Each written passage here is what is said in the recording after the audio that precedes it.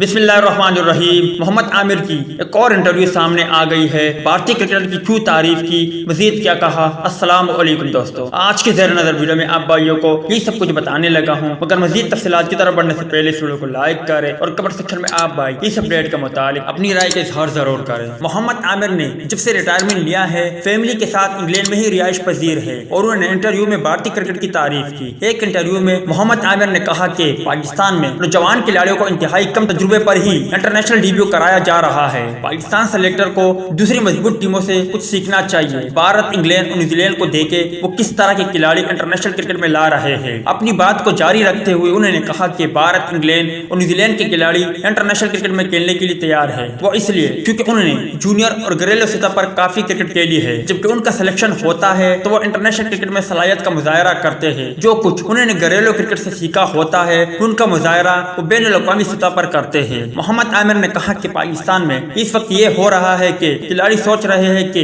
वो कौमी कोच से इंटरनेशनल क्रिकेट खेलते हुए सीखेंगे। अब आईपीएल में भारतीय बैट्समैन ईशान किशन, सूर्य कुमार यादव और कृणाल पांड्या को देखे वो इंटरनेशनल क्रिकेट खेलने के लिए बिल्कुल तैयार नजर आ रहे हैं। उन्होंने जब डेब्यू किया तो लगा ही नहीं उन्हें टीम को कोच से ज्यादा मदद की जरूरत है। उन्होंने काफी वक्त तक घरेलू क्रिकेट खेली है और आईपीएल के आने से उन्हें काफी मदद मिली है।